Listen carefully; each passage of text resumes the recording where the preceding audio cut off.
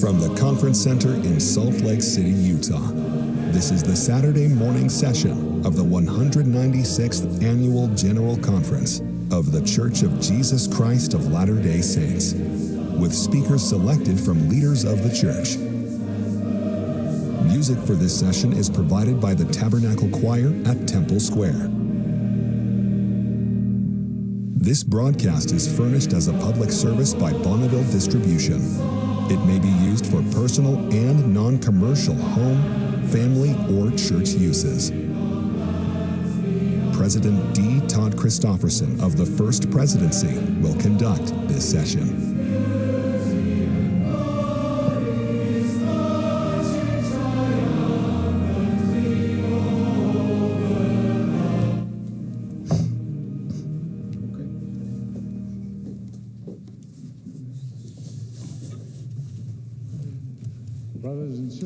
Bræður og systur, við bjóðum ykkur velkomin á morgunhluta laugardags 197. fyrri aðalráðstefnu Kirkju Jesú Krists hinna síðari daga heilögu.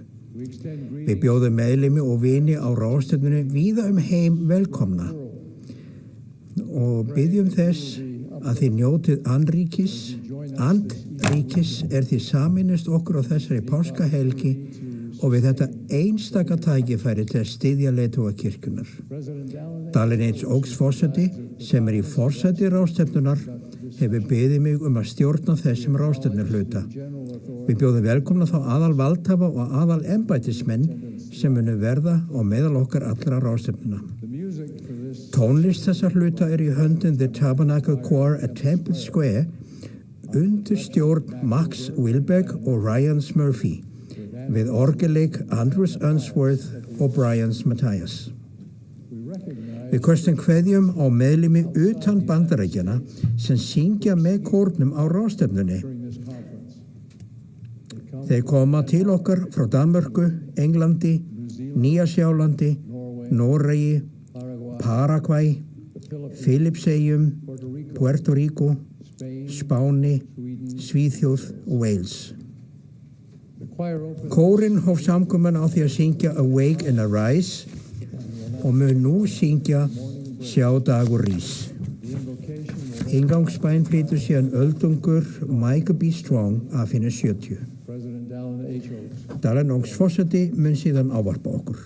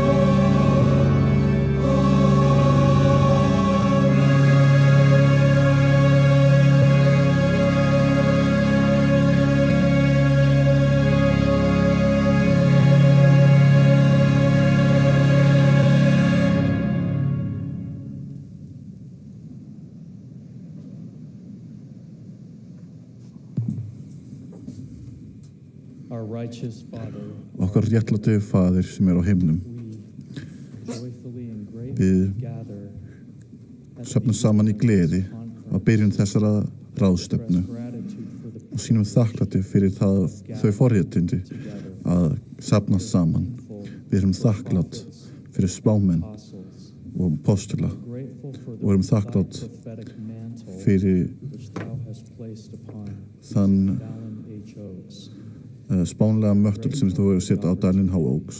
Við erum þakklátt fyrir möguleikan til að styðja hann, The apostles of thy apóstolana, kirkju þinnar. At this Easter season, Í joyfully þessum páskatíma með gleði og með þakklæti celebrate þögnum and worship thy og tilbiðjum Son, son þinn Jesú Krist. We are so thankful Við erum svo þakklátt fyrir sacrifice, fórn hans we are og upprisu for thy og erum glorious þakklátt plan of salvation, fyrir sálu hjálpar ávætluna central role in making that plan possible for each of og us. það sem hann gerði til að gera hana mögulega fyrir okkur. Við byggjum Faðir Conference að meðan þessara ráðstefnu að heilagur andi mun vera til staðar to guide and inspire til að leiðbeina og umblása alla sem and munu testify. kenna, syngja, We pray that bera we vitni may hear og byggjum by the power að of þeir the munum Holy Ghost heyra með kraft heilags anda personal instructions for each of us. þína leiðbeiningar Please bless fyrir us okkur. with Blessa okkur increased faith in thy Son með stærri and trú á son þinn capacity og stærri to emulate getu til að vera eins og hann. Í nafni Drottins Jesú Krists. Amen.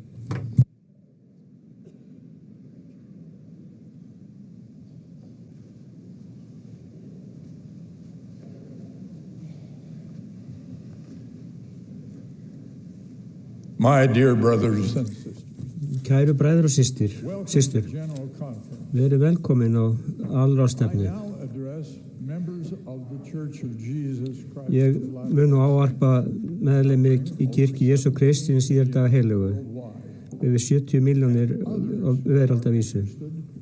in the remarkable progress and inspired teachings of this church.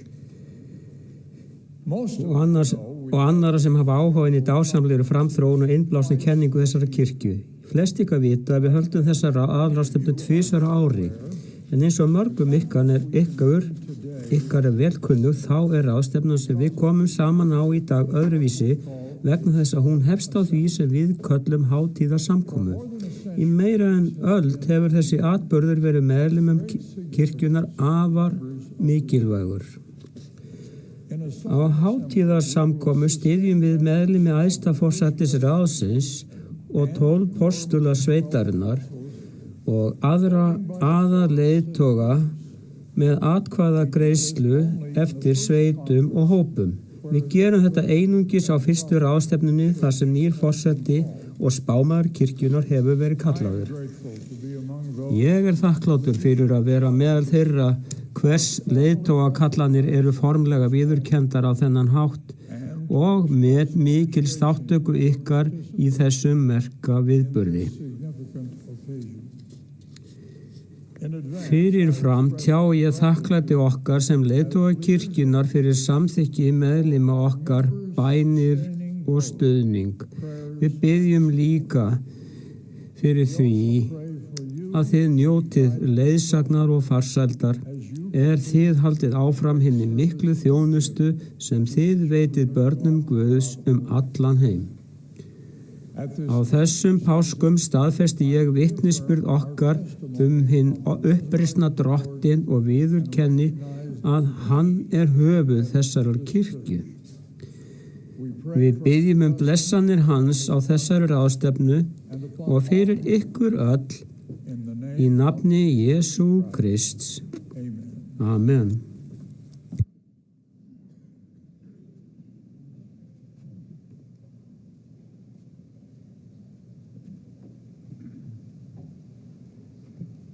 Thank you, President Oaks. Takk fyrir Óksforseti. Bræður og systir, mér hefur falið að sjá málefni hátíðarsamkomunnar, þessa helga atburðar sem ástæði til þess að við komum saman í dag. Á þessari hátíðarsamkomu munum við greiða atkvæði eftir sveitum og hópum. Við munum kalla til hverja sveit eða hóp til skiptis. Hvar sem þið eruð, þá ykkur þá boðið að standa upp, en aðeins þegar þess óskað og tjá með uppreittri hendi að þið veljið að styðja þau sem kynnt verða með nafni. Þið ættu aðeins að greiða atkvæði þegar þið eru beðin að standa upp með sveit ykkar eða hóp. Sýnið vinsamlega stuðning ykkar á hefðbundin hátt með uppliftri hönd. Ef einhver á móti einhverju sem hér verður lagt til, bíðum við að þau hafi samband við stíkuforseta sinn. Við hefumst nú handa. Aftur, vinsamlega standið upp og greiðið atkvæði einungis þegar þið eru beðin að gera það. Við byrjum á meðlumum æðsta forsætisráðsins. Má bjóða æðsta forsætisráðin að standa upp? Þess að beiðst að æðsta forsætisráðið styðji Dallin H. Oaks sem spámann, sjáanda og opinberra og forseta kirkju Jesú Krist hinna síðari daga heilugu. Meðlimir æðsta forsætisráðsins að það styðja staðfesti það. Þess að beiðst að æðsta forsætisráðið styðji Henry Benyon Eyring sem fyrsta ráðgjafa og David Todd Christofferson sem annan ráðgjafa í æðsta forsætisráði kirkjunar. Meðlimir æðsta forsætisráðs sem það styðja mega staðfesta það. Þess að beiðst að æðsta forsætisráði styðji Henry Benyon Eyring sem forseta 12 postula sveitarinnar og Dieter Friedrich Uchtdorf sem starfandi forsetast 12 postula sveitarinnar. Meðlimir æðsta forsætisráðs sem það styðja mega staðfesta það. Þess að beiðst að við styðjum eftirtalda sem meðlimir 12 postula sveitarinnar. Dieter F. Uchtdorf, David A. Bednar, Quentin L. Cook, Neil L. Anderson, Ronald A. Rusband, Gary E. Stevenson, Dale G. Renlund, Garrett W. Gong, Ulysses Suarez, Patrick Kieron, Gerald Saussé og Clark G. Gilbert. Meðlimir æðsta forsætisráðs sem það styðja staðfesti það. Þess að beiðst að æðsta forsætisráði styðja ráðgjafana í æðsta forsætisráðri og meðlimir 12 postula sveitarins sem spámenn, sjáendur og opinberra. Meðlimir æðsta forsætisráði sem það styðja vinsamlega sýni það. Æðsta forsætisráði má fá sér sæti. Meðlimir 12 postulasveitarina munu nú greiða atkvæði. Við bjóðum 12 postulasveitinni að standa á fætur. Þess að beiðst að 12 postulasveitin styðji Dallin Harris Oaks sem spámann, sjáanda og opinberra og forseta kirkju Jesú Krist hinna síðari daga heilugu ásamt ráðgjöfum hans og meðlimum 12 postulasveitarinnar eins og þeir hafa verið kynntir og studdir af æðsta forsætisráðinu. Þeir meðlimir 12 postulasveitarinn sem það styðja vinsamlega sýni það. Þið megi fá ykkur sæti. Við biðjum aðalvaldhafa 70, svæðishafa 70 og meðlimi yfir biskupsráðsins að standa á fætur.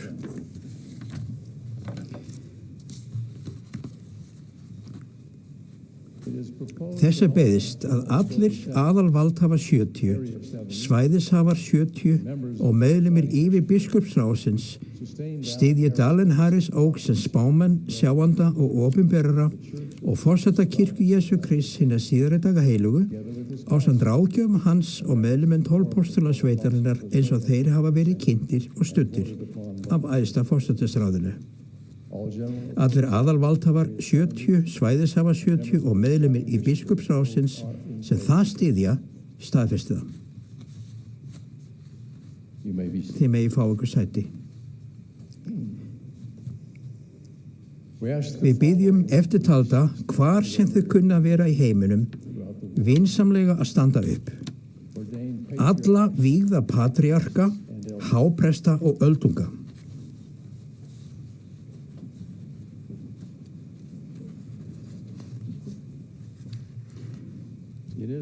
Þess er beiðst að Dallin Harris Oaks verði studdur sem spámaður, sjáandi og opinberari og forseti kirkju Jesú Krist hinna síðari daga heilugu, ásamt ráðgjöfum hans og meðlimum 12 postulasveitarinnar, eins og þeir hafa verið kynntir og studdir.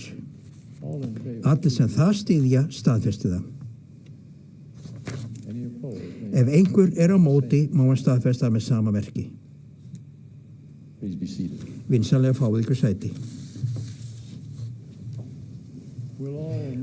Má bjóða öllum meðlumum líknarfélagsins sem eru allar konur 18 ára og eldri vinsamlega standa upp.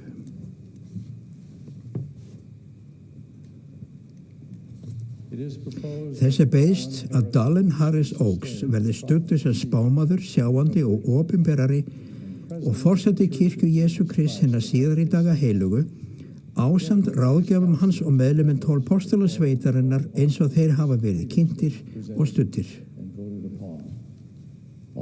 Allir sem það styðja vinsamlega sýni það með uppreittri hönd. Sé ykkur á móti, má hann sýna það. Þið megi fá sæti.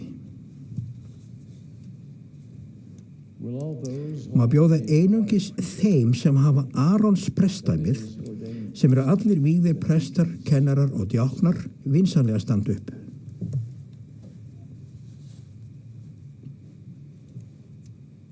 Þess er beiðst að Dallin Harris Oaks verði studdur sem spámaður, sjáandi og opinberari og forseti kirkju Jesú Krist hinna síðari daga heilugu, ásamt ráðgjöfum hans og meðlimum 12 postulasveitarinnar eins og þeir hafa verið kynntir og studdir.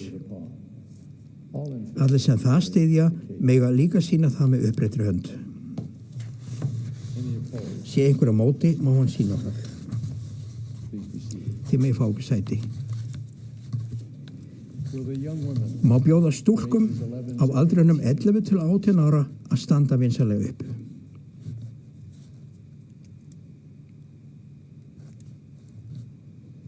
Þess er beiðst að Dallin Harris Oaks verði studdur sem spámaður, sjáandi og opinberari og forseti kirkju Jesú Krist hinna síðari daga heilugu, ásamt ráðgjöfum hans og meðlimum 12 postulasveitarinnar eins og þeir hafa verið kynntir og studdir. Allir sem það styðja sýni með uppreittri hönd. Sé ykkur á móti, má hún sýna það með sama merki. Þið megi fá ykkur sæti. Við bjóðum nú alla meðlimi kirkjunar, hvar sem þeir eru staðsettir, þar með talið öll sem áður hafa staðið upp, vinsamlega standa upp.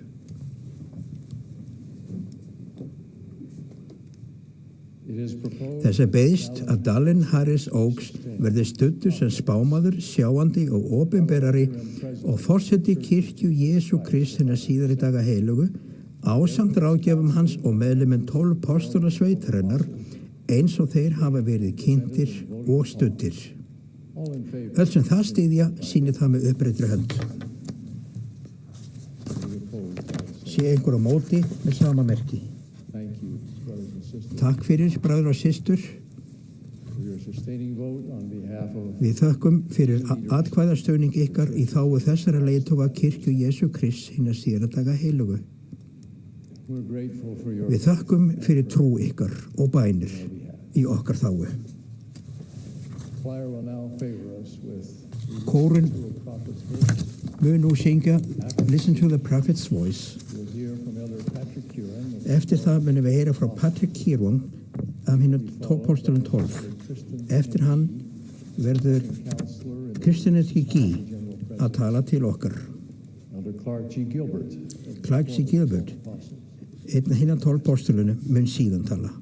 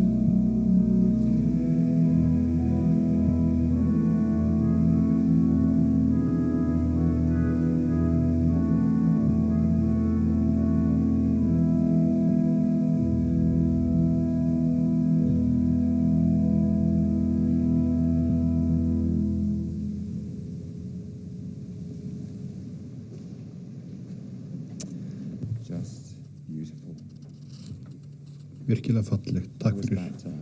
Ég lit skýrast í kirkju Jesú Krist sinna síðari daga heilugu á miðjum tvítusaldri í London og sameinaðist þá fjölda nýrra vina, ungra og einhleypra í nýfundinni trúminni.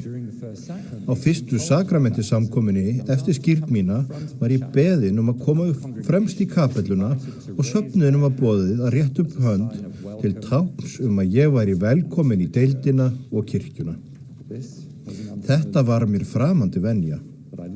Ég horfði samt á þessi brosandi andlit og fannst sem þau væru að hvetja mig áfram. Einlæglega upprifin af því að ég hafi uppgötvað trú á Jesú Krist og þráði að fylgja honum. Margir af mínum nýju vinum höfðu nýlega upplifað þessa sömu móttökur og umbreytingu yfir í trúalíf. Einni viku síðar var mér boðið að hitta biskupinn. Hann hafði gefið sér tíma til að kynnast mér þegar ég tók á móti kennslu trúboðana.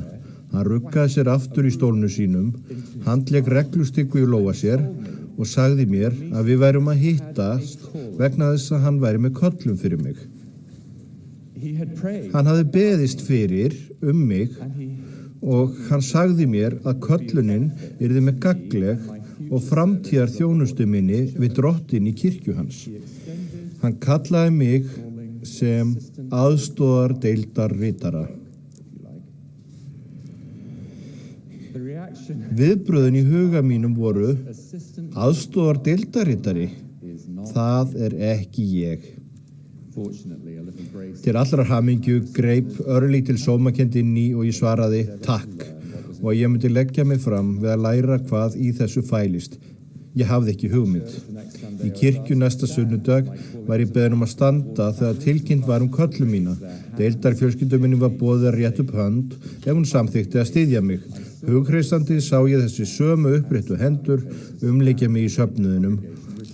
Fullvissa mig að þessi nýju vinir myndu styðja mig með velvilja, þolinmæði og trú. Deildarritarinn sem ég átti að aðstoða kom beint til mín í lok samkomunar og sagði: komdu Patrik, ég skal sýna þér hvernig það virkar. Næstu mánuði sýndi mér hann hvernig allt virkaði. Þar sátum við saman hlið við hlið, oft tímunum saman í lítilli skrifstofu ritarans. Það er lítil skrifstofa. Ekki skrifstofa fyrir litla ritara. Aðra kallanir fylgdu í kjölfarið. Biskup minn hafði kærleiksríkt auga með mér og deildi því að lokum með mér hann hafði fundið hvatningu frá drottni að veita mér kallanir sem myndu taka á. En hann treysti á að þær yrðu ekki yfirþyrmandi. Ég fór að sjá tilgang og kraft í hverri köllun sem ég hlaut og eftir á að hyggja var innblástur biskupsins mér skiljanlegur.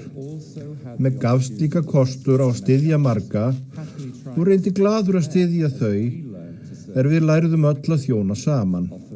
Oft passaði köllunin augljóslega við gjafir og hæfileika viðkomandi. Stundum hugsaði ég, áhugavert val. En þó aldrei meira en þegar ég var sá valkostur. Með þessar uppréttu hendur og hvetjandi bros vorum við að taka þátt í almennri samþykkt. Þar sem við getum valið að styðja þau sem eru kölluð að þjóna með því að rétta upp hægri hönd. Almenn samþykkt er ekki bara formsatriði, heldur dásamleg blanda af sjálfræði okkar, einingu og trú.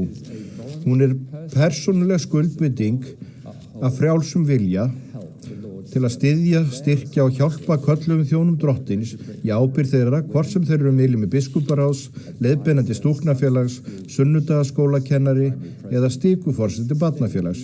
Við styðjum hvert annað með bænum okkar, elsku okkar, þolinmæði okkar og trú okkar.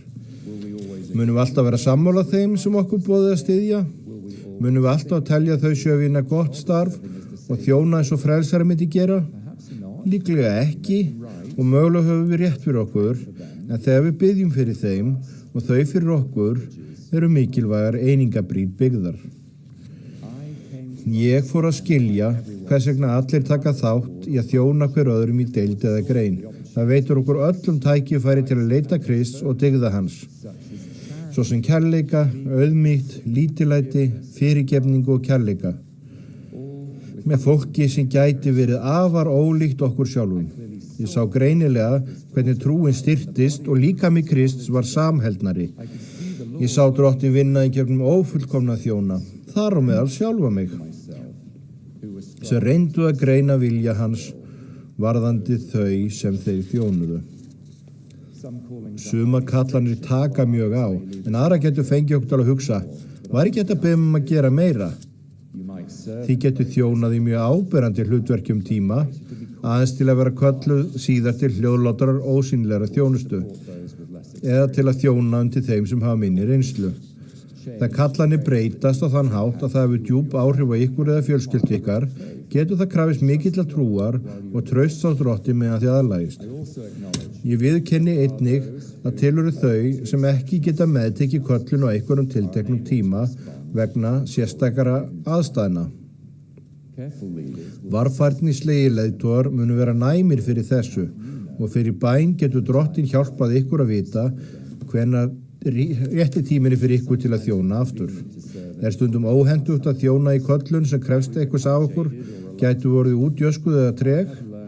Ég hef lært aftur og aftur að hverju sem við fórnum, þá komum við alltaf auðir út en ella í efnahagskerfi Drottins.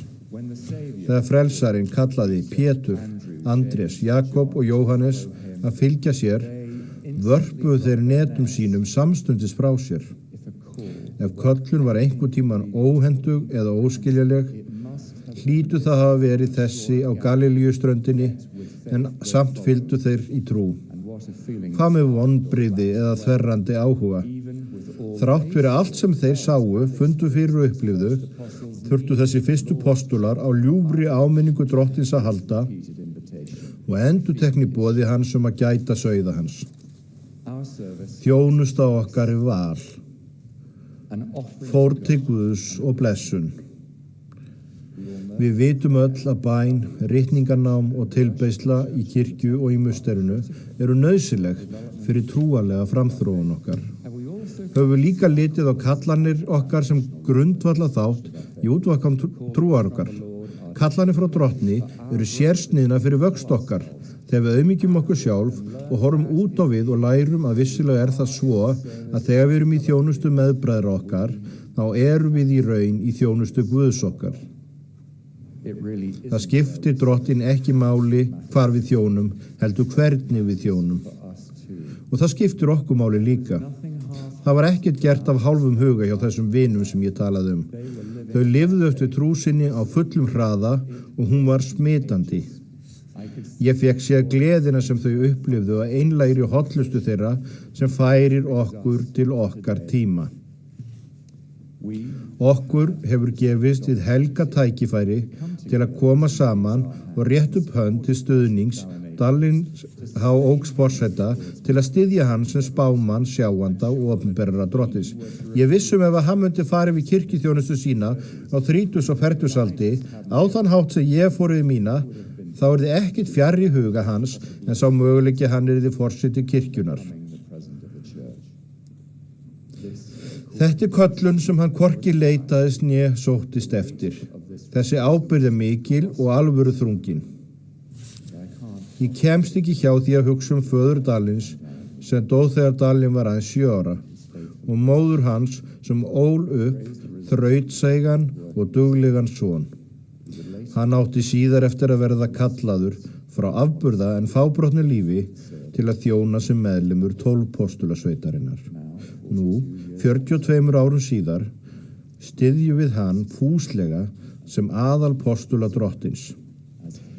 Er hann af allri sálu enn á ný meðtekur köllun án þess að gera kröfu að teljast óskekull, heldur setjandi traust sitt á handleiðslu Drottins. Eins og við heyrðum. Allt frá árinu 1880 höfum við nefnt slíka stund hátíðasamkomu, helga samkomu í helgum tilgangi sem þessum. Þótt dagurinn í dag sé vissulega hátíðlegur að tilgangi, þá er hann líka fullur af þakklæti og gleði yfir því að fá tækifæri til að öll kirkjan komi saman og iðki almenna samþykkt. Við höfum staðfest fúsleika okkar til að styðja Oaks forseta með trausti okkar, trú og bænum. Sérhver einstaklingur hefur staðið jafnfætis öllum öðrum við að iðka af árvekni og hátíðleika, rétt sinn til að styðja eða styðja ekki þann sem samkvæmt opinberuðum verklagsreglum hefur verið valinn til að leiða. Þegar foreldrar hans fundu hinn 12 ára gamla Jesú við kennslu í musterinu, sagði hann þeim að hann hefði verið að huga að verki föður síns. Við getum líka hugað að því. Sérhver köllun, hver sem hún kann að vera, er verkið hans. Þegar hún er umföðmuð af auðmjúku og fúsu hjarta og þrá til að lyfta og hugga börn hans og miðla hans góðu tíðindum. Við erum ekki bara að leysa af höndum verkefni þegar við svörum innblásnu kalli, heldur göngum við til liðs við frelsara heimsins í óendanlegu endurleysandi verki hans. Hann þarfnast ykkar og hann þarfnast mín. Lífið er betra, allt er betra þegar við hugum að verki hans. Í nafni Jesú Krists. Amen.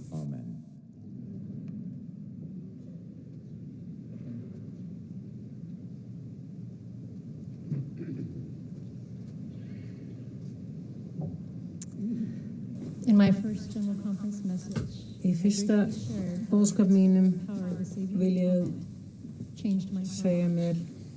Today, I would like to tell you a little more about how that change began. Í dag langar mig að segja ykkur aðeins máfrið hvernig þessi breyting hófst. Faðir minn lenti mikilli lægð í lífi sínu þegar 2 þjónandi bræður tóku að heimsækja hann. Annar þeirra bauð föður mínum að koma með sér og eiginkonu sinni í musterið. Hann þáði boðið. Í hverri viku náðu þau í hann og óku til næstu borgar til að tilbiðja og þjóna í húsi drottins. Þetta hélt áfram í 3 ár. Þá ákvað faðir minn að gerast musterisþjónn. Ég myndist þess að hafa séð breytingar á föður mínum á þessum tíma. Hann var meðvitaður og athugull þarfir annara. Hann hugsaði betur heilsuna. Hann fór að láta sér and samband sitt við Guð og í framhaldi af því öll sambönd í lífi sínu. Breytingin var raunveruleg. Hann hafði nú andan með sér og ég fann það. Blessuð séu þessi þjónustu hjón fyrir að hjálpa föður mínum. Þau dæmdu hann ekki fyrir hvar hann var staddur í lífi sínu. Þau gengu með honum og hjálpaðu honum að þróa samband sitt við Guð. Þau eru enn nánust og bestu vinir föður míns. Vegna þess að þessir auðmjúku og trúfastu lærisveinar frelsarans þjónuðu hljóðlega manni sem virtist týndur og niðurdreginn, þá höfum ég og fjölskylda mín hlotið eilífa blessanir. Þegar við veljum að þjóna í innblásnum verkefnum okkar og daglegum samskiptum erum við að hjálpa að blessa föður einhvers, systur einhvers, son einhvers. Þegar við þjónum erum við að hjálpa við að svara bænum hvers annars. Við erum hendur frelsarans.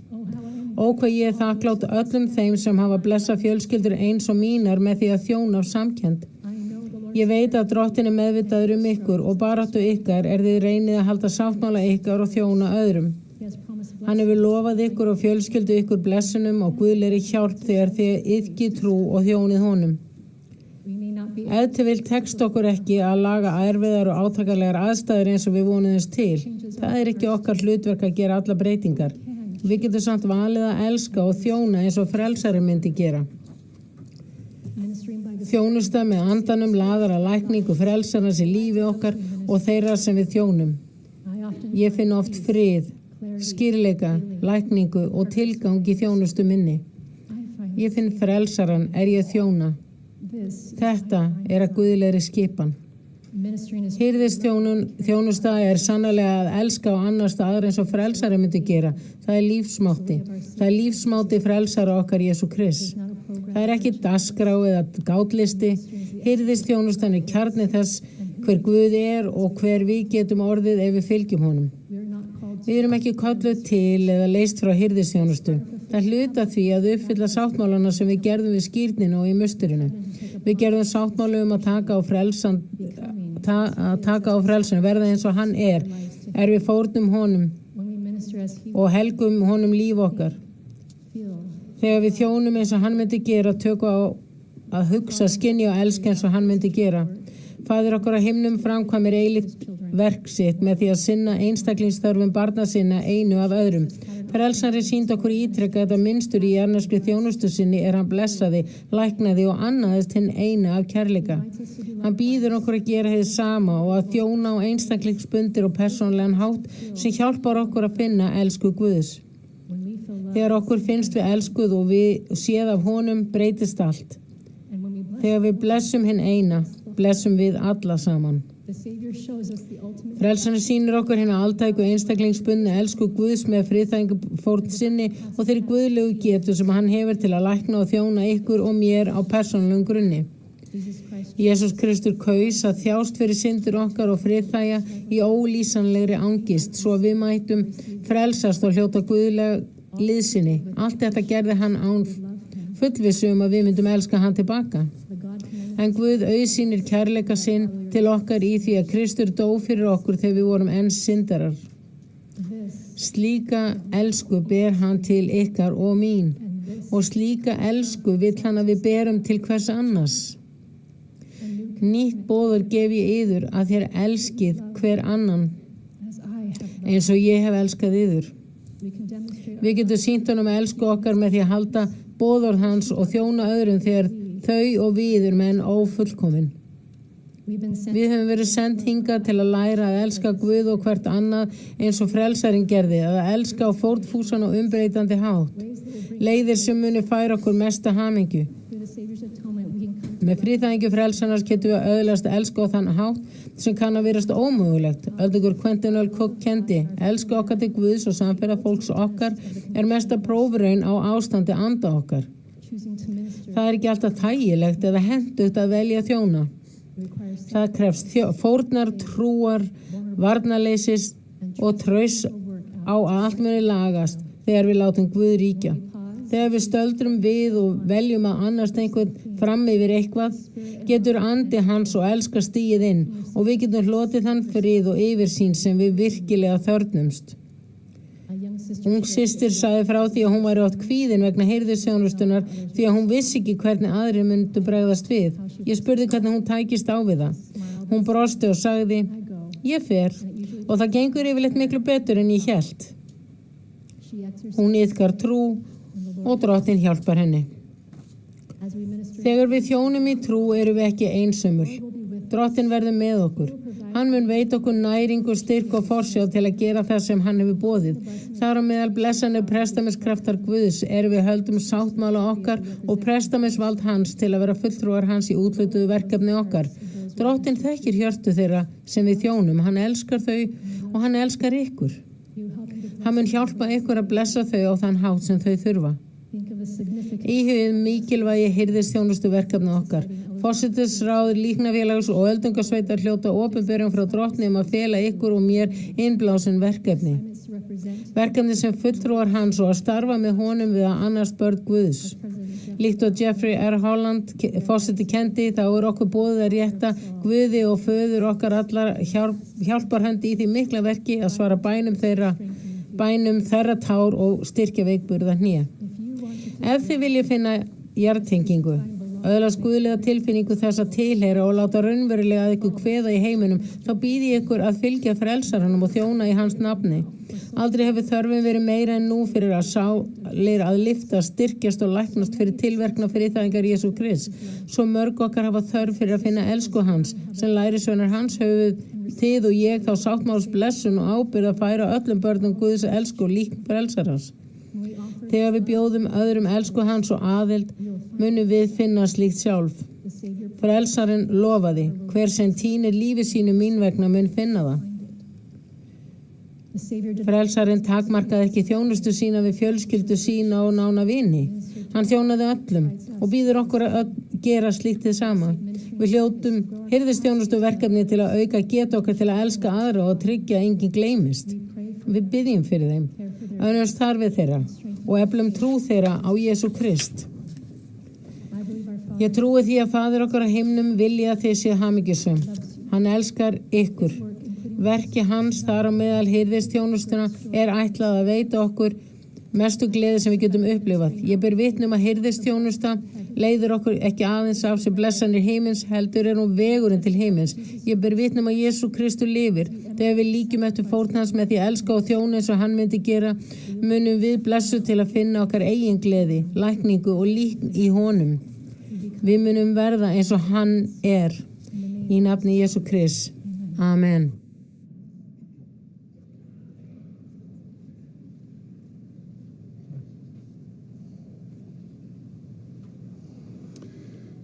In Elder Patrick Kieran's remarks of the inadequacies we feel in a new calling, perhaps it was significant that he made reference to a small club.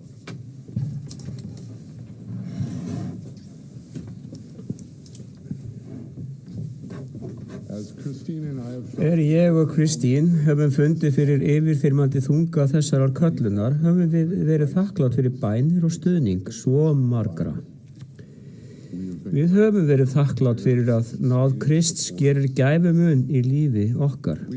Við höfum einnig eflst að fyrsta boðskap Dallins H. Oaks forseta í Postladómi. Árið 1984 sagði hann: Ég mun helga mig af öllu hjarta, mætti, huga og styrk, því mikla trausti sem á mig lagt. Einkum þeirri ábyrgð að vera sérstakt vitni nafns Jesú Krists allan heim. Í dag enduróma ég sömu yfirlýsingu. Ég helga líf mitt því að vera vitni nafn Jesú Krists. Í dag mun ég einkum vitna í nafn hans sem lausnara og endurreisara. Ég legg áherslu á boð Krists að koma heim. Hinn frægu orð William Shakespeare lýsa yfir að glötu tækifæri ákvarði framtíð okkar. Ef flæðir að, gæfan best, ef fjarar undan lífið fest, á skerjum eymdar þá sálin skerst. Ákvarðanir hafa vissulega afleiðingar, en við vitum líka að þegar við villumst andlega, leyfir frelsarinn að við breytumst áfram. Eins og Russell M. Nelson forseti hefur kennt, vegna sáttmála okkar við Guð, mun hann aldrei þreytast á viðleitni sinni til að hjálpa okkur og við munum aldrei þurrausa hans náðarsamlega þolgæði gagnvart okkur. Og ef við villumst, mun hann hjálpa okkur að finna leiðina tilbaka. Eftir að fyrsti sonur okkar fæddist, gekk erfiðlega fyrir mig og Kristínu að eignast fleiri börn. Við fundum von í málverki Mínervu Tækert af brautryðjandamóður sem kom í dalinn með litlu fjölskylduna sína, hvetjandi aðra til að fylgja á eftir. Eins og þessi móðir, þá báðum við fyrir því að framtíðarbörn okkar myndu koma og sameinast fjölskyldu okkar. Þau komu að lokum, en áralangar vonir og bænir okkar voru erfiðar. Í helgarverkefnum mínum sem aðalvaldhafi hef ég ítrekað orðið vitni að því að fólk finnur leiðina heim. Það gerðist kannski ekki alltaf fljótt, en það gerðist aftur og aftur. Leyfið mér að taka ykkur með mér í fáeinar þjónustu heimsóknir. Systir Anglesi hafði yfirgefið heimili sitt og trú 30 árum áður. Hún hafði lengi vitað að eitthvað vantaði, en fannst yfirþyrmandi að ganga bara aftur inn í kirkjuna. Hún taldi loks í sig kjarkinn til að mæta opið hús í musterinu. Eins falleg og heimsóknin var, sagði Tammy seinna, að eina sem ég gat séð var reynsla sem ég myndi aldrei upplifa.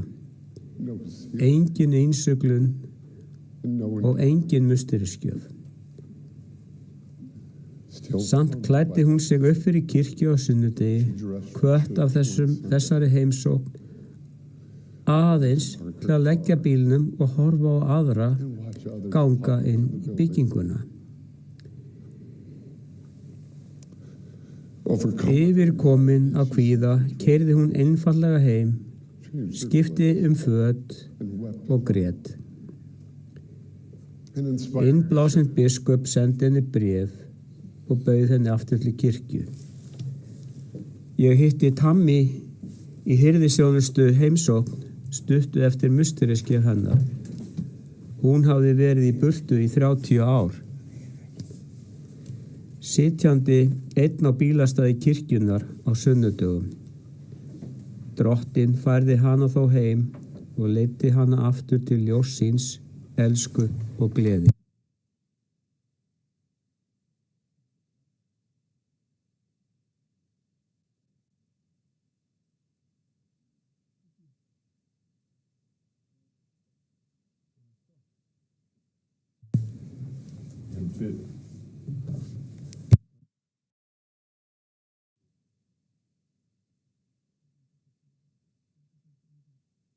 Ég fór í hirðisþjónustu heimsókn í San Antonio Musteri í Texas þar sem ég og trúboðarnir hittum Vargas fjölskylduna. Andrea þjónaði sem barnafélagsforseti. Louis, þótt hann væri ekki enn meðlimur, kom í kirkju. Trúboðsforsetinn sagði mér að bróður Vargas fyndist hann ekki nógu góður til að láta skýrast. Á tröppum San Antonio Musterisins sagði ég: Bróðir Vargas, þú þarft ekki að vera fullkominn til að vera í þessari kirkju. Þú verður bara að gera þitt besta og Kristur mun bæta upp það sem á vantar. Í lok skoðunarferðarinnar sneri bróður Vargas sér að eiginkonu sinni og sagði: Elskan, það er komið tími til að ég gangi í þessa kirkju svo ég geti orðið betri faðir og betri eiginmaður. Hann var skírður mánuði síðar og hinn fallega fjölskylda þeirra var að lokum innsigluð í þessu sama musteri.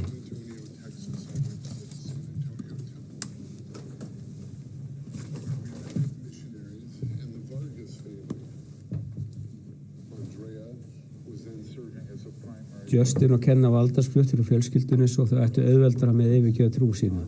8 ára sonur þeirra vildi samt láta skýrast. Vitur stikuforseti skynjað að dyr opnuðust og bauð okkur að fara í hirðisþjónustu heimsókn á heimili þeirra. Kenna viðurkenndi loks að hún ætti enn trúa frelsarann og jafnvel vitnisburðum Mormonsbók en hún stæði frammi fyrir nokkur atriðum sem héldu aftur á henni. Við lofuðum þeim að þegar þau héldu fast í það sem þau trúðu myndi drottin hjálpa okkur við það sem þau trúðu ekki.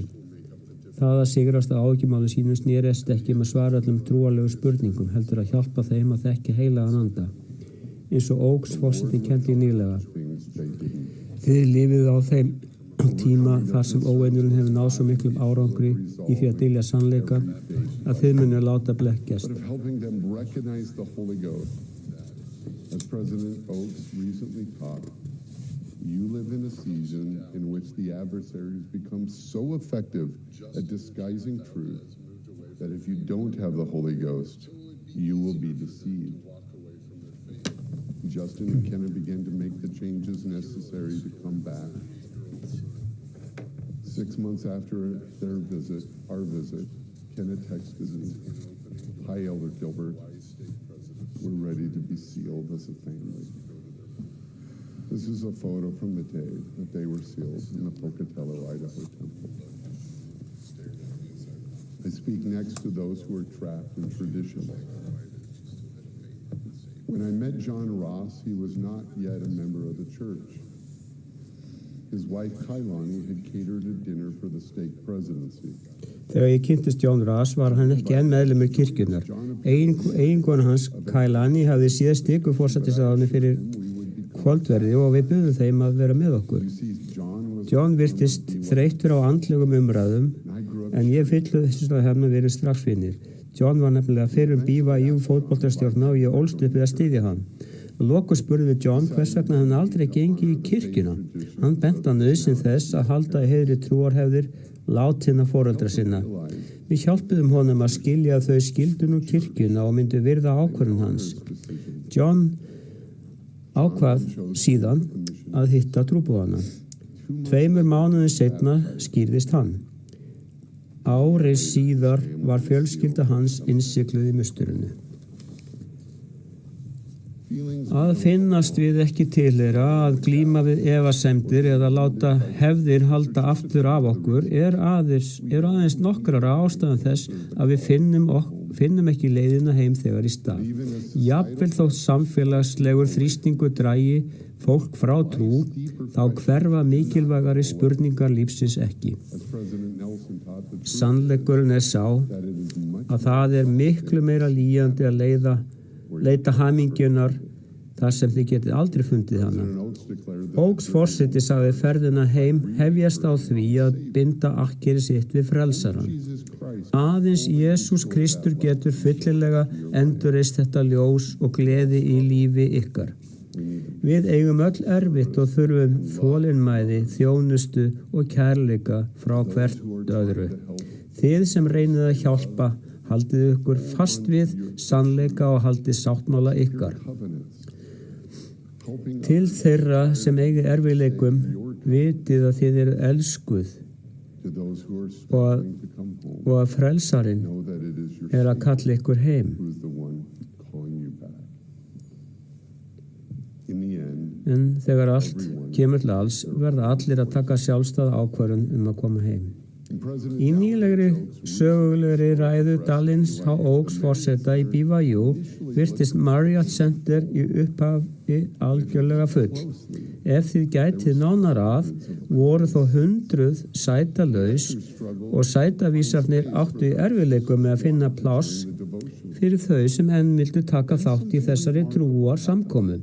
Þá gerðist nokkuð merkilegt. Nemendur sem þegar höfðu fundið sæti sín tók að kveikja á vasaljósum símana sinna til að gefa nemendunum sem komu seint til kynna að enn væri pláss. Það var eins og þau héldu upp í ljósinu til að segja: komdu og sestu hjá mér. Við tókum frá sæti bara fyrir þig. Ég lík með sálmi sem hljómar eins og rödd drottins sem kallar okkur heim. Kyrlátt og kærleiksríkt Jesús menn kallar á mig og þig. Langlyndur Jesús hér vakir og vonar á mig og á þig. Kom heim, þú sem hvíld þráir, kom heim. Ljúflega lausnarinn Jesús hér kallar synduga, kom heim. Ég ber vitni að Kristur er frelsari okkar. Þegar okkur mistekst þá endurreisir hann það sem er brotið í lífi okkar.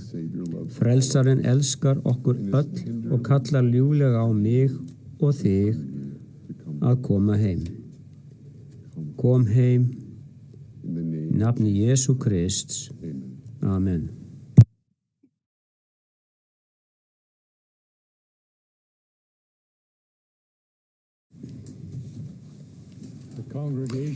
Kórinn munu taka undir með kórnum og syngja Dýr sig Guði hæðum. Að söngloknum munum við njóta þeirra ánægju að hlýta á öldung David A. Bednar í Tólbostalarsveitinni og að ræða hans lokin líða við á öldunga Michael John U.T. og Jorge T. Becerra af hinnu 70.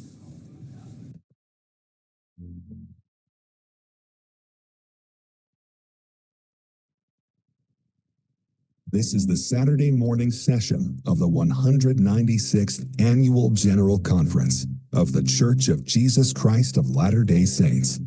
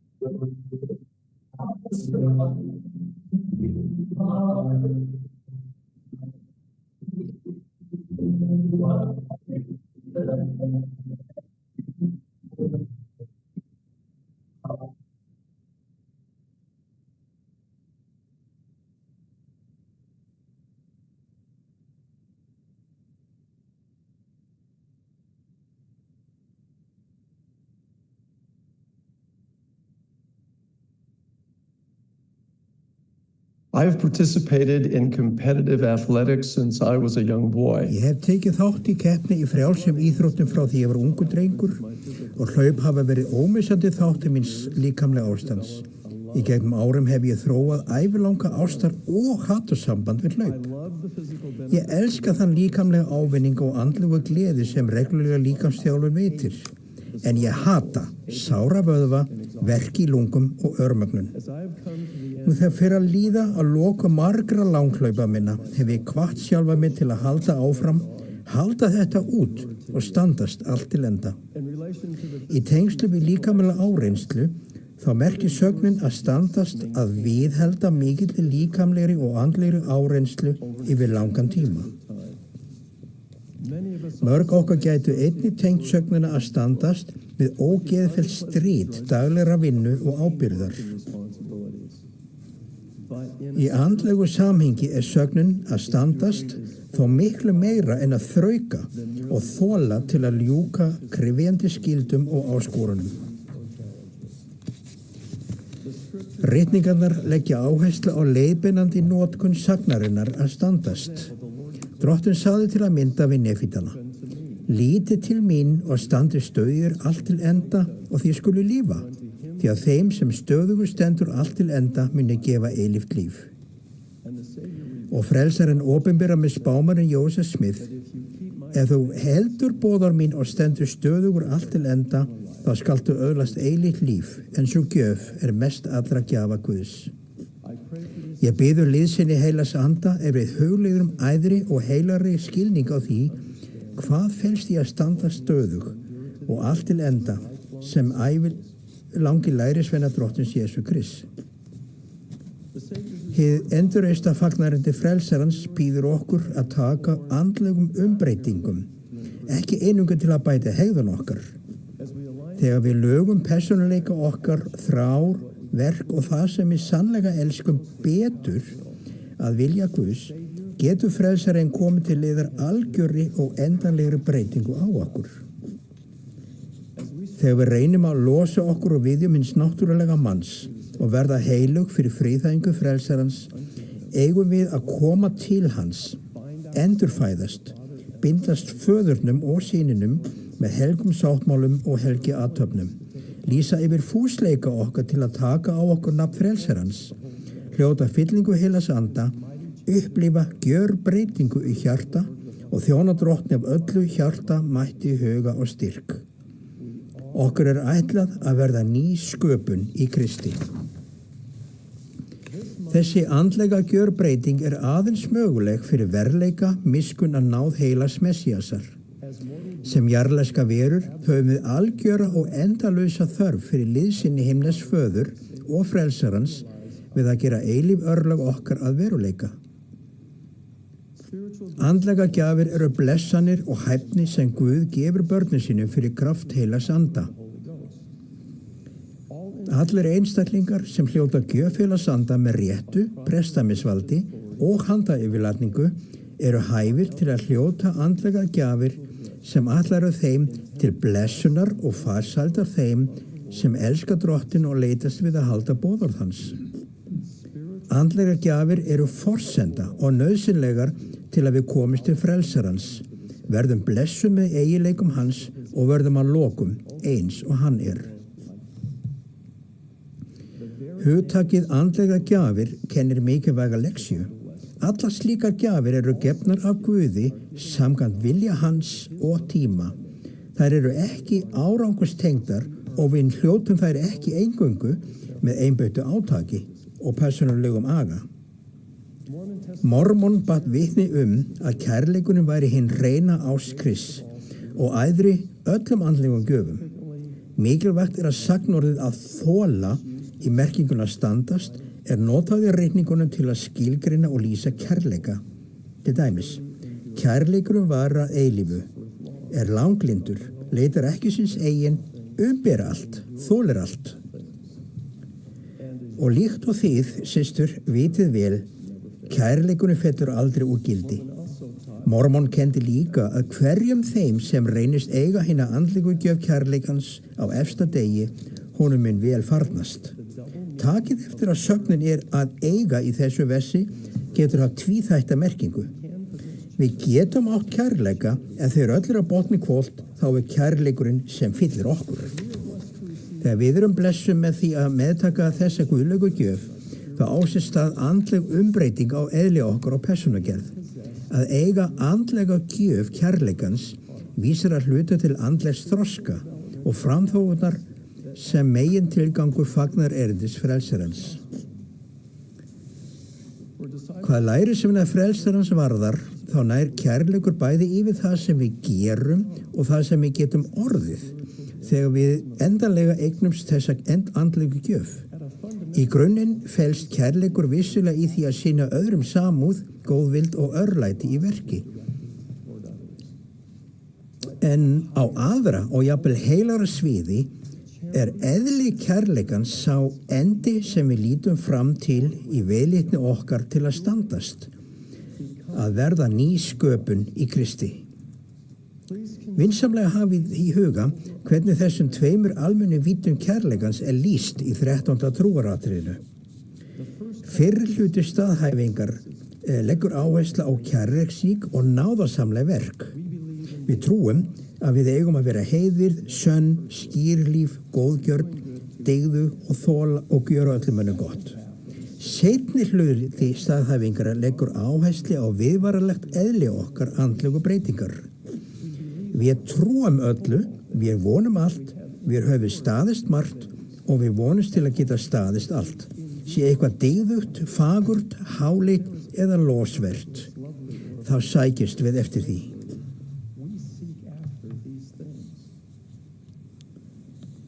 Þetta síðasta trúaratrið okkur hvatning til að gera gott, vera góð og standast allt til enda í því að koma til frelsarans og fylgja honum og meðtaka hina himnesku gjöf, elska hans eins og hann elskar.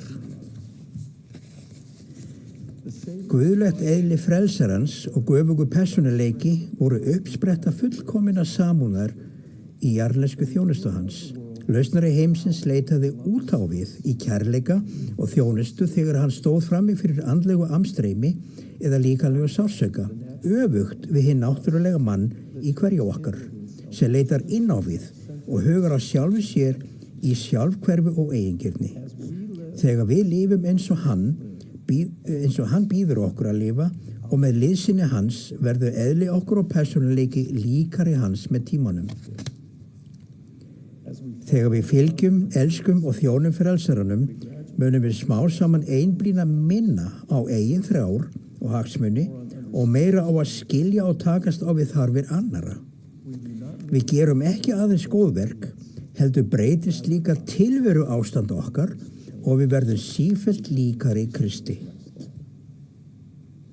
Kærleikurinn mun þá fylla okkur varanlega. Biðjið þess vegna til föðurins af öllum hjartans mætti að þið megi fyllast þessari elsku, að þegar hann birtist þá verðum við honum líkir, því að við munum sjá hann eins og hann er. Tilhugsunin að verða blessuð í jarðlífinu með jafnvel aðeins litlum hluta af persónuleika og eiginleikun Jesú gæti vist okkur algjörlega ómöguleg. En frelsarinn sýndi veg og veitti leið. Kraftur kenninga hans, sáttmála, helgiathafna og fordæmis getur blessað okkur á öllum sviðum lífsins. Svo andlega þróun sem augljós í jarðneska lífi frelsarans og einnig við okkur öll.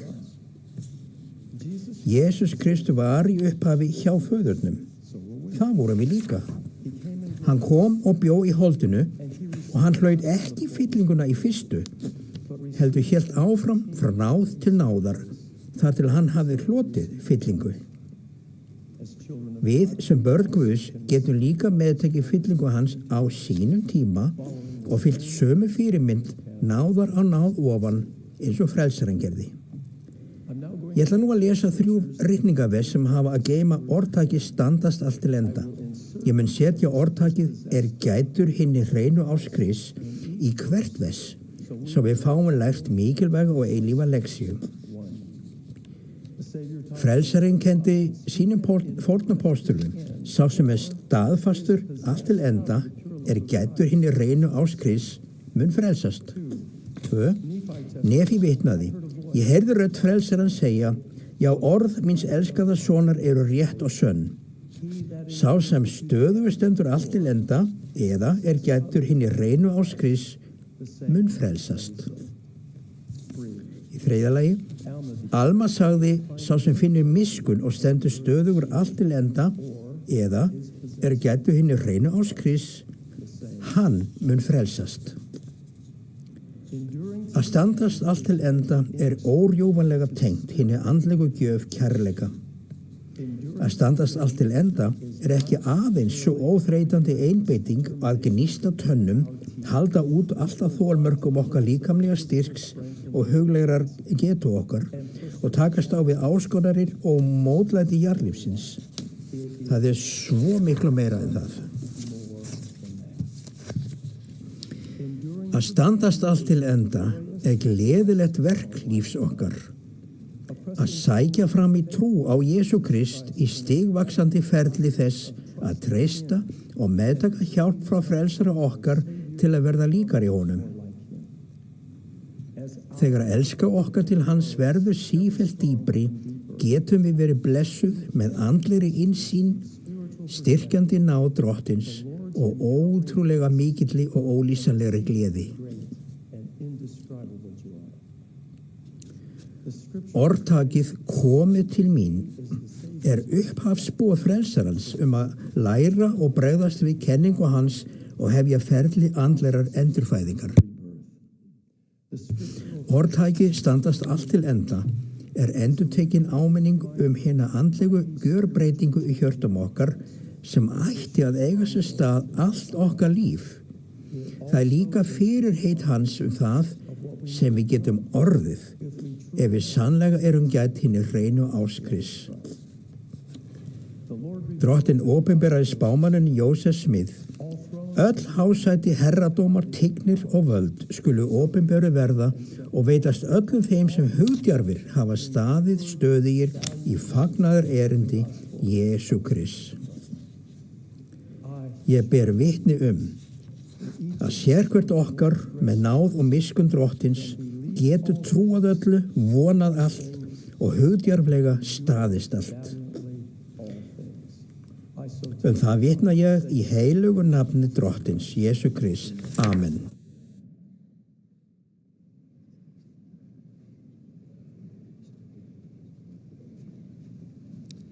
To the rich young man, Jesus said, Jesús sagði við ríka unga mannin, sel allt sem þú átt og skipt meðal fátækra og þú munt fjársjóð eiga á himnum. Kom síðan og fylg mér.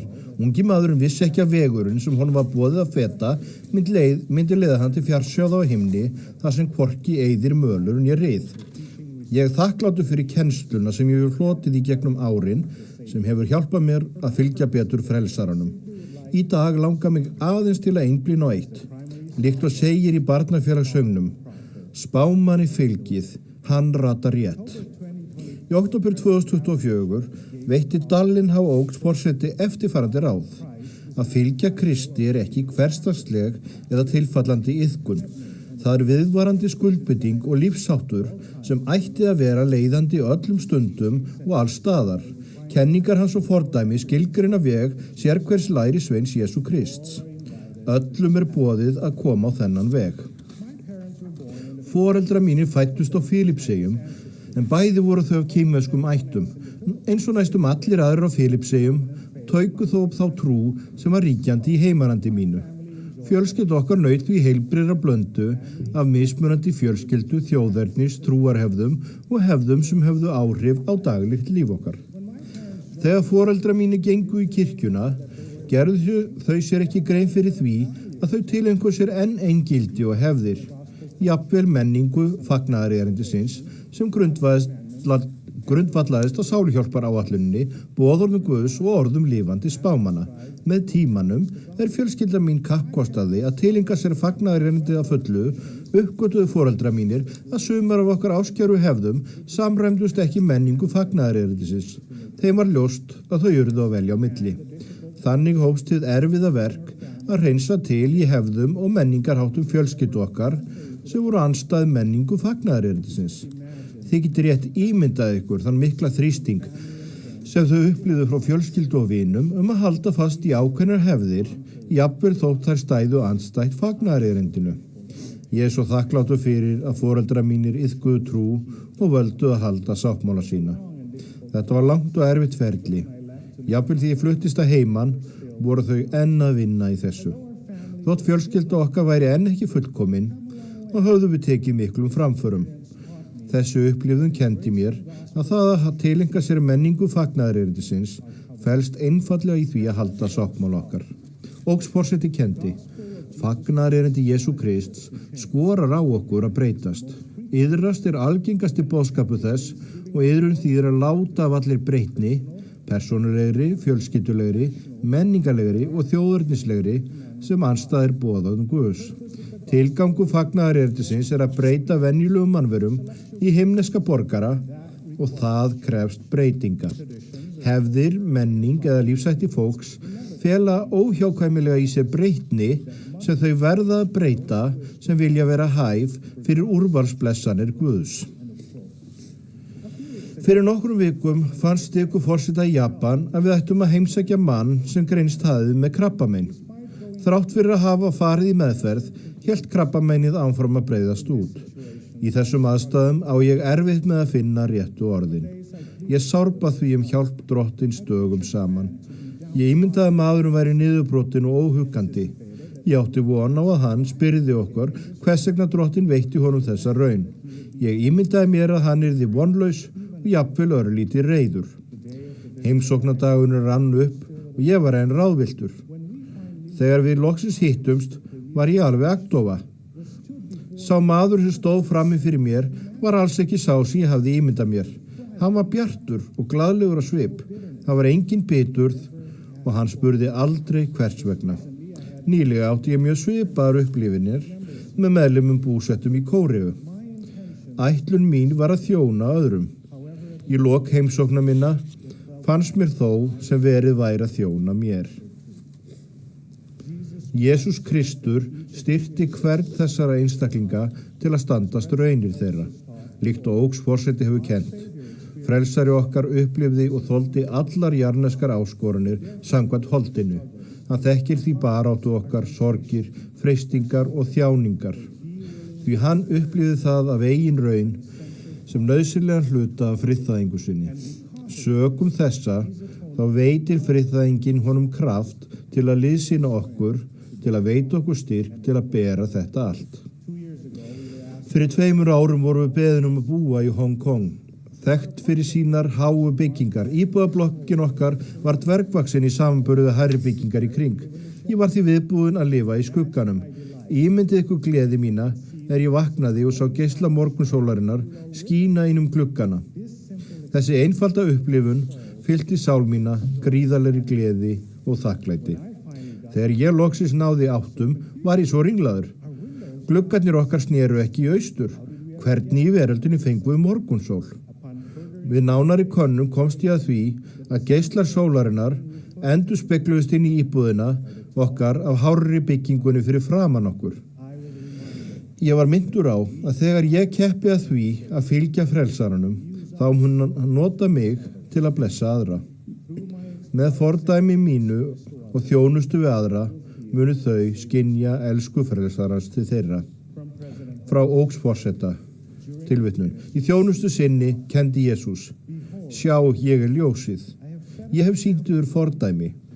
Hann sagði síðar við postula sína: Haldið því ljósið yðar á loft til að það lýsi heiminum, og bætti við: Sjá, ég er ljósið, þinn þér skuluð halda á loft það sama og þér hafið séð mig gjöra. Tilvitnun lýkur.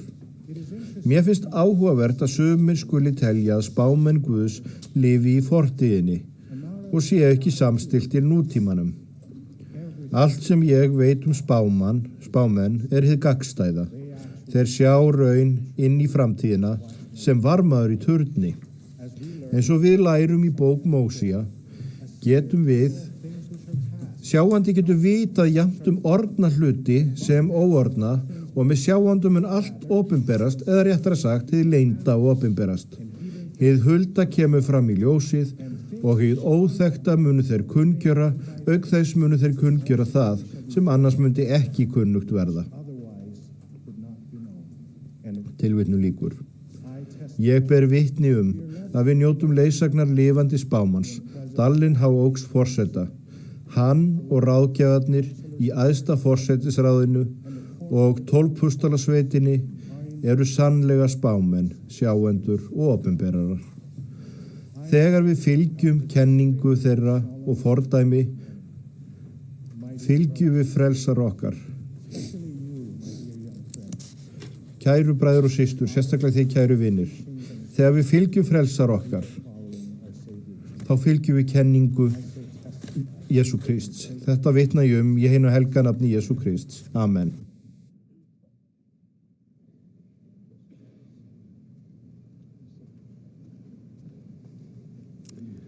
The prophet Alma asked several penetrating questions to help the church members in Zarahemla. Spurningar til að hjálpa kirkjumeðlumum í Zarahemla að upplifa gjörbreytingu í hjarta sem lærisveina Jesú Krists. Stuttu síðar kendi hann Gídeonsbúum. Nokkuð sem hann kendi fangaði athygli mína í las. Ég komin fullur bjartsýni og vona innilega að þér hafið sýnt auðmýkt fyrir Guði og séuð ekki í þeim geigvænlegu ógöngum sem bræður voru í Zarahemla voru í. Síðar í sömu ræðu endurtók hann: Ég þráði heitt að þér værið ekki sömu ógöngum og bræður yðar. Hvaða ógöngur voru þetta? Neðanmálstilvísunin í versi 18 leiðir okkur að mögulegu svari. Jakob postuli kennir okkur hvað þetta vandamál geti verið. Hann tvílyndur og reikull í öllu atferli sínu. Tvílyndur sá sem óráðvandur, óákveðin eða tvístíga, sá sem skortir skuldbindingu við ákveðin tilgang eða málstaf. Ein leið til að sigrast á tvílyndi að temja sér að hafa Guð í fyrirrúmi í lífi sínu. Jesús Kristur kendi: Leitið fyrst ríkis Guðs og réttlætis. Frá upphafi tímans hefur Guð kennt börnum sínum að hafa sig í fyrsta sæti í lífi sínu. Til dæmis gaf drottinn Adam og Evu boðorð að tigna drottinn Guð sinn og fórna frumburðum hjarða sinna og færa drottni þá fórn. Og Adam var hlýðinn boðorðum drottins. Og eftir marga daga birtist engill drottins Adam og sagði: Hvers vegna færir þú drottni fórnir? Og Adam svaraði honum: Ég veit það ekki, aðeins að drottinn bauð mér það. Og þá talaði engillinn og sagði: Þetta í líkingu fórnar hins eingetna föðurins sem fullur náðar og sannleik. Gæti það því að drottinn bauð Adam og Evu að fórna frumburðum hjarða sinna. Með öðrum orðum, hann bauð þeim að hafa Guð í fyrsta sæti til að forðast hið andlega vandamál tvílyndis. Ég minnist magnaðra reynslu sem ég upplifði fyrir mörgum árum sem kendi mér hvernig hafa á Guð í fyrsta sæti í lífi mínu. Sem ungur giftur faðir var ég kallaður til að þjóna í greinarforsetisráði. Öldungur Clinton L. Cutler af hinnum 70 kom til að tala til greinar okkar. Eftir samkomuna gafst mér færi á að ræða við hann. Hann skynjaði að eitthvað lá á mér og spurði: Eitthvað sem angrar þig? Já, svaraði ég. Ég á í fjárhagsörðuleikum í rekstri fyrirtækis míns og hef dregist aftur úr í 10. greiðslum og föstu fórnum. Hann spurði síðan, áttu eitthvað verðmætt? Ég man ekki hvað annað hann sagði. Ég ígrundaði spurninguna hans í marga daga. Það eina verðmæti sem ég átti var bíll sem ég þarfnaðist í viðleitni minni til að byggja fyrirtæki mitt. Hins vegar komst ég að þeirri niðurstöðu að ég ætti að mista kosti að leggja mig fram við að selja bílinn minn, svo ég þreif hann og pússaði og setti upp auglýsingu til að selja hann. Ég vil hafa eitt á hreinu að öldungum Köttur bað mig ekki að selja bílinn minn. Þetta kom til mín eftir íhugun og þrá til að hafa Guði fyrirrúmi. Nokkrum dögum síðar kom maður heim til okkar að skoða bílinn. Hann virtist áhugasamur, pröfukeyrði hann og kom aftur til að ræða smáatriðin. Hann rétti mér nafnspjaldi sitt og mér var ljóst að hann var bílasali. Ég hafði áhyggjur af því sem myndi gerast næst, að þrátta fram og tilbaka yfir verðinu. Hann spurði mig, hvað viltu fá fyrir bílinn? Ég sagðist þurfa ákveðna uppað. Ég hafði reiknað út hvað ég þyrfti til að greiða upp bílalánið og greiða 10. Hann sagði þá Páll rólegur, allt í lagi, ég kem aftur eftir nokkra daga með ávísun. Hann þakkaði fyrir sig og hvarf á braut. Ég trúi þessu varla. Ekkert brútt, ekkert þjark, engar samningaviðræður. Nokkrum dögum síðar kom hann aftur með ávísunina fyrir upphæðinni sem ég hafði beðið um. Ég var hissa og undrandi þegar hann ók í burtu á bílnum. Ég leysti út ávísunina og greiddi 10. Þegar ég hugleiddi það sem gerst hafði var mér ljóst að ég átti ekki lengur bíl til að halda áfram rekstrinum. Meðan ég íhugaði hvað gera skildi, hringdi vinur minn í mig og sagði, Jorge, þú ert hrifinn af bílnum mínum, er það ekki? Á þessum tímapunkti hefði ég kunnað vel við hvaða bíl sem var. Hann myndi mig á að konan hans ætti tvíbura og hann þyrfti að kaupa stærri bíl og velti fyrir sér hvort ég væri til í að taka við afborgunum hans. Þetta var kraftaverk. Þegar ég hugsa reynslu mína velti ég fyrir mér hvað hafði gefið mér sjálfstraust til að selja bílinn minn og greiða 10. mína. Ég minnist eins fjölskyldu kvölds þegar móðir mín bar máttu að vitnisburð 10. lögmálið. Foreldrar mínir fluttu til Bandaríkjanna vegna atvinnutilboðs sem gerði okkur mögulegt að fá löglegt dvalarleyfi. Við upplifðum hins vegar fjárhags áföll eins og margir innflytjendur gera þegar þeir aðlagast nýju landi og hagkerfi. Með augnaráði sem staðfesti öruggan vitnisburð hennar sagði hún, það eina sem við þurfum að sjá hönd Jehóva sjálfs til að hafa enn frekari fullvissu að hann sé að blessa okkur með 10. greiðslum okkar. Gordon B. Hinckley forseti kendi, ég veit að aðstæður fólksins eru erfiðar. Ég veit að margir eru atvinnulausir. Ég veit að margir vinna fyrir mjög lágum launum. Ég veit að þau búa í einföldum og ófullnægjandi litlum húsum sem það eina sem þau hafa efni á. Ég trúi því að þau munu ekki komast út úr fátækt nema þau greiði 10. sína. Nú tíminn til að öðlast styrk í fagnaðarerindinu og það felur í sér 10. greiðslur.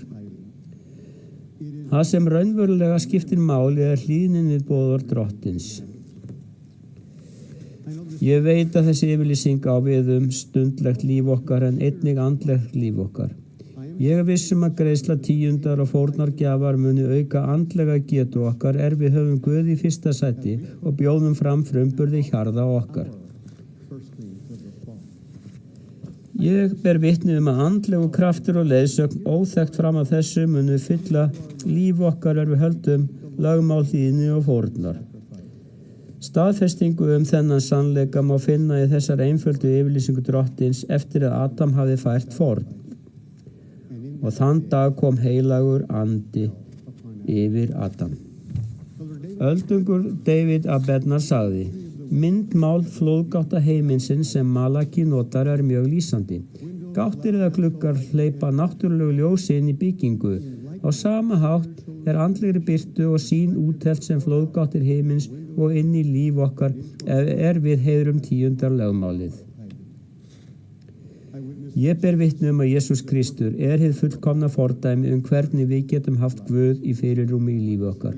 Ég ber vitni að hann gaf líf sitt sem táknum algjöra undirgefni við vilja föður síns. Hann Kristur, frelsari og lausnari okkar allra. Ég ber hátíðlegt vitni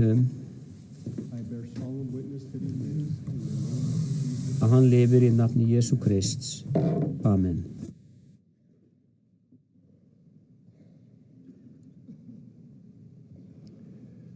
Við færum The Tabernacle Choir at Temple Square kærar þakki fyrir hinna dásamlega tónlist sem hann flutti þennan morgun og öllu sem hafa tekið þátt.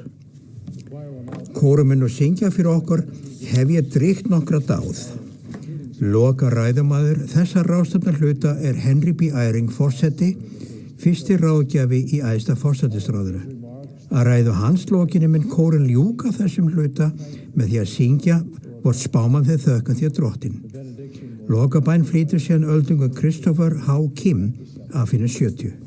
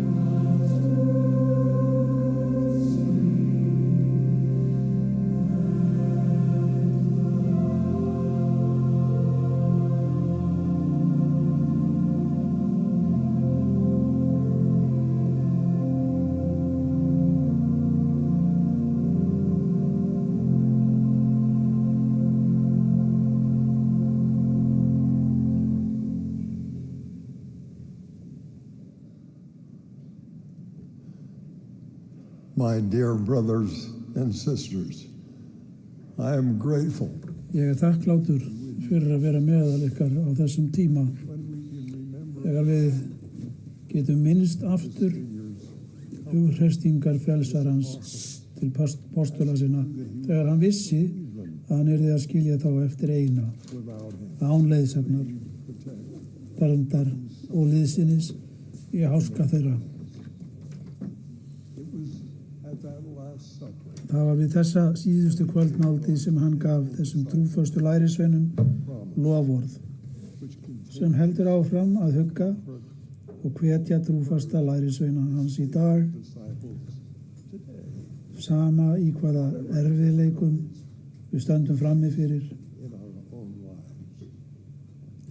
Frið læt ég yður eftir, minn frið gef ég yður, ekki gef ég yður eins og heimurinn gefur, hjarta yðar skelfist, ekki né hræðist. Let not your heart be troubled, neither let it be afraid. Heimurinn í dag virðist vera í uppnámi. Það er hernaður og það er ófríðar tíðindi. Efnahagur heilla heimsálfa virðist vera að bregðast og fyrirspáða ranglæti virðist færast í aukana eftir því sem nær dregur endurkomu drottins. Þrátt fyrir umrót og erfiðleika hafa trúfastir síðari daga heilagir í þrengingum allan heim fyllt himininn af bænum. Opinberlega og í einrúmi biðja þeir til drottins hjálp, huggun og leiðsögn og persónulegan frið í þágu ástvina sinna. Þau gætið hafa séð í söfnuðum ykkar og á heimilum ykkar að bænirnar hafa ekki aðeins verið fleiri, heldur hjartnæmari. Sú venja að snúa sér til himnes föður í innilegri bæn, þegar heimurinn virðist óreiðukendur, jafngömul mannkyni. Á tímum ótta, harmleiks, hættu, vandræða eða veikinda leitar fólk oft til Guðs í bæn. Ástkær sonur hans, Jesús Kristur, í hvers nafni við biðjum, lifir, hann þekkir okkur, hann vakir yfir okkur og hann annast okkur. Þið muni kannski eftir hinum hugreistandi orðum Davíðs konungs í sálmunum. Drottin er vörn hinum kúgaða og vígi á neyðartímum.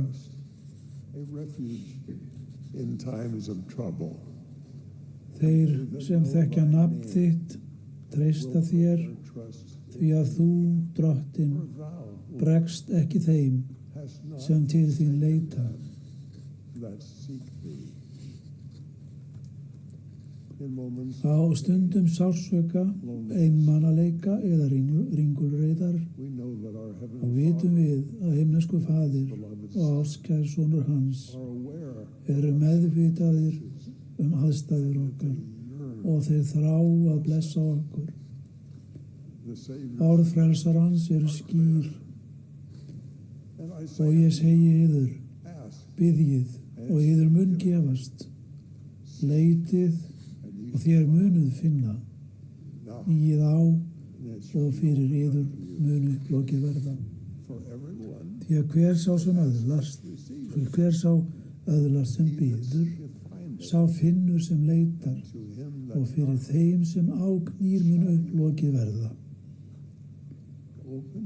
Að ljúka upp gáttum himins með heitri bæn krefst ekki margra orða eða orðskrúðs.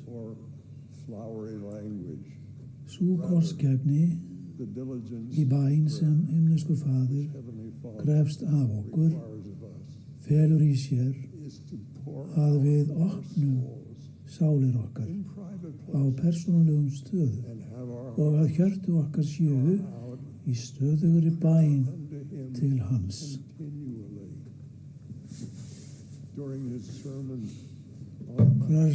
frelsarinn kendi í fjallræðinu sinni. En þegar þú biðst fyrir, skaltu ganga inn í herbergi þitt, loka dyrunum og biðja föður þinn sem í leynum. Og faður þinn sem í leynum mun umbuna þér. Þegar þér biðjist fyrir, skulu þér ekki fara með fánýta mælgi eins og heiðingjarnir. Þeir hyggja og þeir verði bænheyrðir fyrir mælgi sína. Líkist þeim ekki. Faðir yðar veit hvers þér þurfið áður en þér biðjið hann. Drottinn hefur líka veitt okkur hjartnæmar sannanir kraft þeirra orðuðu bæna sem fluttar eru í hjörtum okkar. Í Mormonsbók lesum við fólk Alma eldri sem hafði verið tortímt ef það hefði ekki beðist fyrir opinskátt. Og Alma og fólk hans hóf ekki raust sína til drottins Guðs síns, en það opnaði hjörtu sín fyrir honum og hann þekkti hugsanir hjartna þeirra. Og svo bar við að rödd drottins barst til þeirra í þrengingum þeirra og sagði: Lyftið höfðum yðar og látið huggast, því að ég mun einnig létta byrðarnar sem lagðar hafa verið á herðar yðar.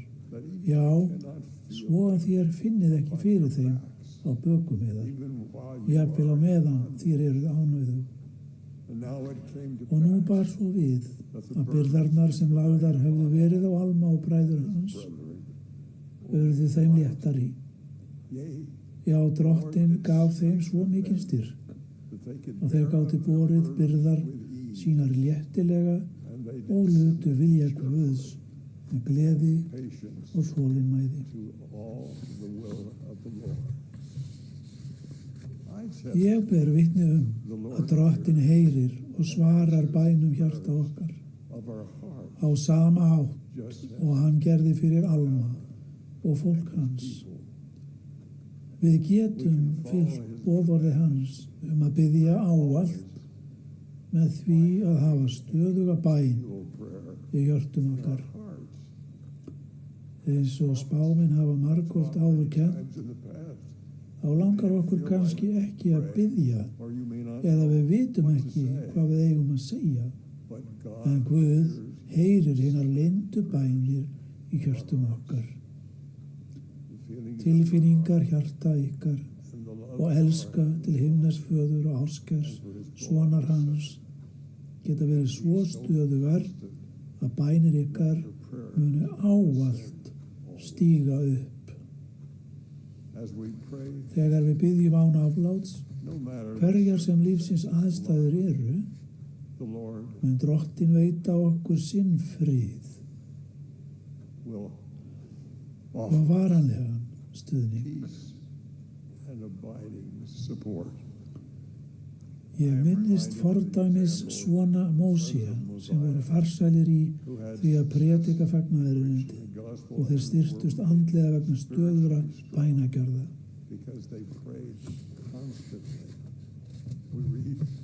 Við lesum í bók Alma, þeir höfðu beðið mikið og fastað og höfðu þar af leiðandi anda spádóms og anda opinberunar.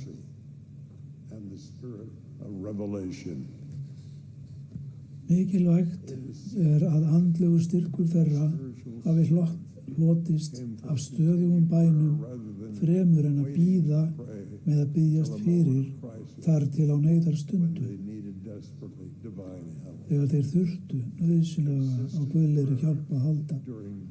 Viðvarandi bæn á gleðitímum og einnig á tímum ógæfu og sorgar mun afla umbunar samkvæmt vilja hans og fullkominni tímasetningu.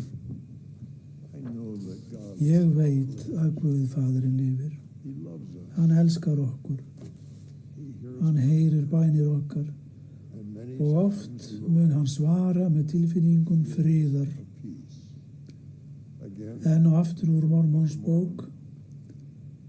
Og megi friður Guðs hvíla yfir yður og yfir húsum yðar, löndum, hjörðum og búpeningi og öllu sem þér eigið, konum yðar og börnum í samræmi við trú yðar og góð verk, héðan í frá og að eilífu, og þannig hef ég mælt.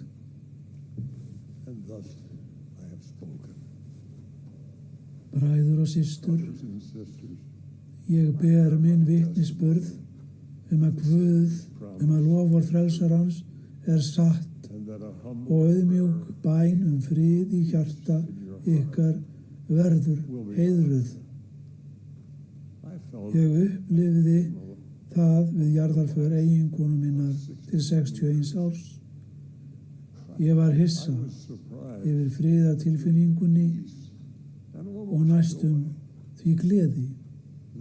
Fólkið í jarðarförinni hlýtur að hafa velt fyrir sér hvers vegna ég brosti. Það var vegna þess að Drottinn hafði svarað bæn minni frið með full vissu frá heilugum anda sem leyfði mér að sjá hina gleðilegu endurfundi með henni framundan. Drottinn veitti mér friðinn og vonina sem hann hafði lofað lærisveinum sínum. Hann sagði, frið læt ég yður eftir, minn frið gef ég yður. Ekki gef ég yður eins og heimurinn gefur. Hjarta yður skelfist ekki en ég hræðist. Ég ber vitni að ég veit að Jesús Kristur lifir. Hann elskar okkur og blessar okkur. Hann heldur áfram að veita okkur frið í gegnum einlæga og innilega bæn. Þetta vitna ég auðmjúklega í hinu heilaga nafni Jesú Krist. Amen.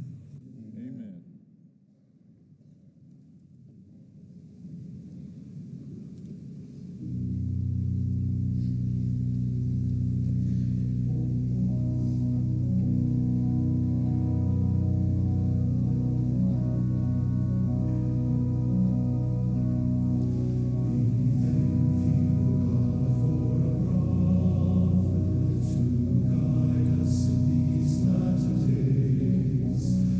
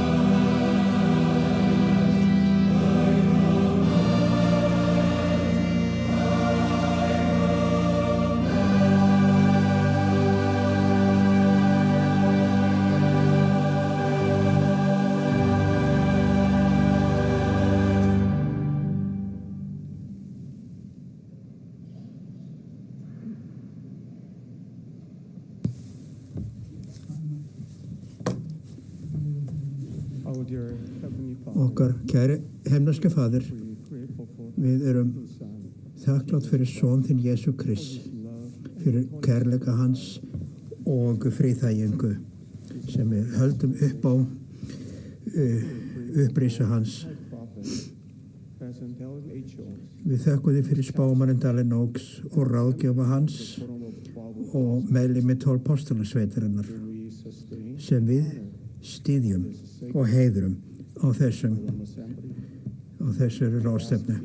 Við biðjum þig að blessa Oaks forseta og styrkja hann að hann megi leiða okkur.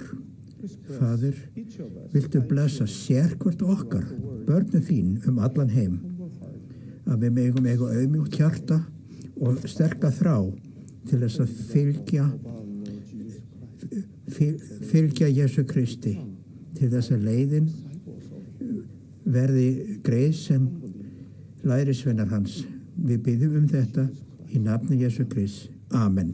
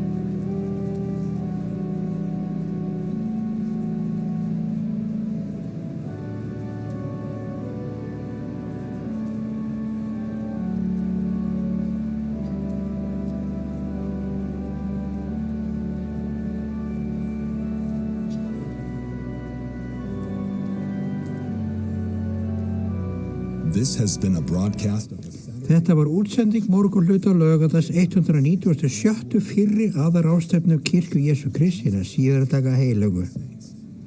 Ræðumenn voru valdir úr hópi leiðtoga kirkjunar. Tónlist þessa hluta flutti The Tabernacle Choir at Temple Square. Öllum velkomið að skoða og miðla boðskap þessarar og annara ráðstefna sem finna má á churchofjesuschrist.org.